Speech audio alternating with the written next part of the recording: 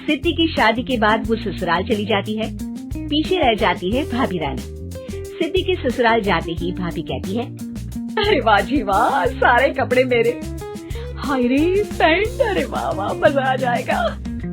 अरे ये सिद्धि की अलमारी के सामने खड़े होकर क्या बड़बड़ा रही है?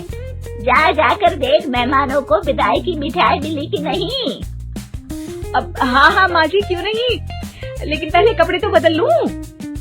अब रानी आ जाती है सिद्धि के उन कपड़ों में जो वो ससुराल जाने से पहले घर छोड़ जाती है।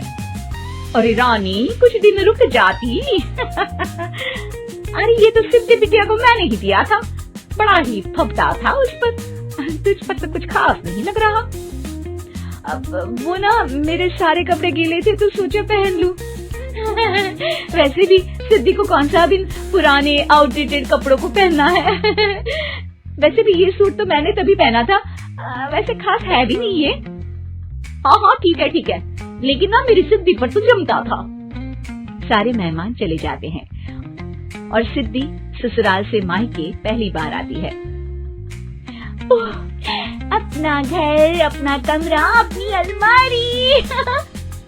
ये बोलकर जैसे ही सिद्धि अलमारी खोलती है तो सामने उसके कपड़ों की जगह कुछ और ही रखा होता है। माँ, ओ माँ, जरा कमरे में तो आना। सास और रानी वहाँ पहुँच जाते हैं।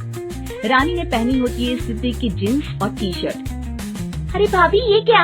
ये तो मेरी बड़ी ही महंगी टी शर्ट है, इसे आपने घर में क्यों पहनी है? अरे बहुत मिलती है दीदी ये चौक की मार्केट में, 150 में।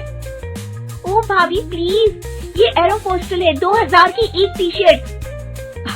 ओहो, 2000 में तो दीदी 4 साड़ी आ जाए। अब क्या बोलूं? भाभी, ये मेरी अलमारी में छोटू के कपड़े, तो मेरे कपड़े कहाँ हैं? मेरी अलमारी में?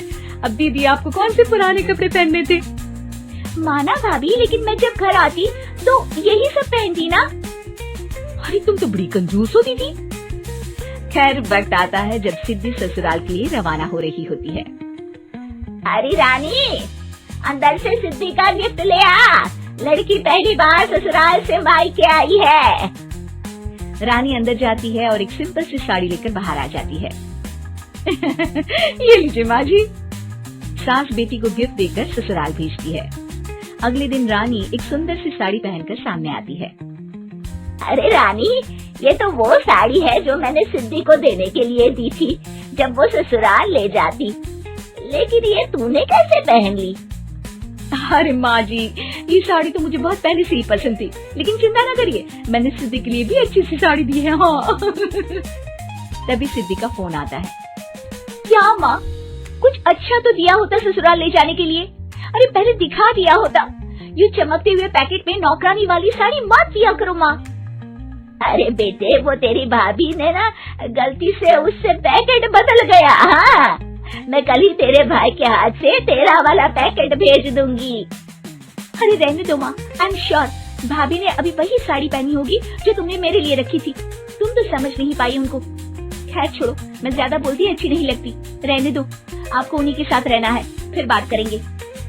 सास को रानी पर गुस्सा आ जाता है। वो उसके कमरे में जाती है जहाँ वो शादी का एल्बम देख रही होती है।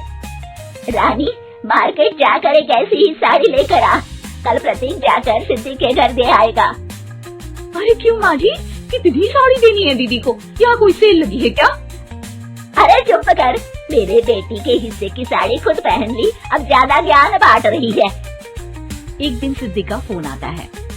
माँ, मेरी सास ने आप सबको खाने पर बुलाया है। सारे लोग सिद्धि के ससुराल पहुँचते हैं। खाना खाकर वो लोग निकल रहे होते हैं कि सिद्धि की सास सभी को गिफ्ट देती है।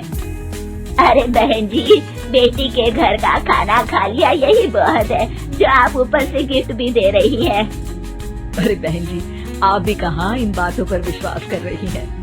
सास सभी को गिफ्ट देती है, लेकिन रानी को जो साड़ी देती है वो अजीब सी हरे रंग की, लाल रंग की बड़ी छाप वाली होती है। अरे छी, ये कौन पहनेगा?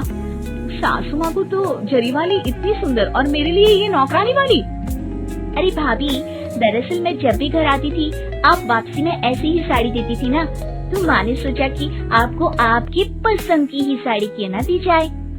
बेचारी रानी, बोलती भी तो क्या। सिद्धि और सास रानी का चेहरा देखकर हंसने लगती है तो रानी समझ जाती है कि अपने ही बिछाए जाल में वो फंस चुकी है।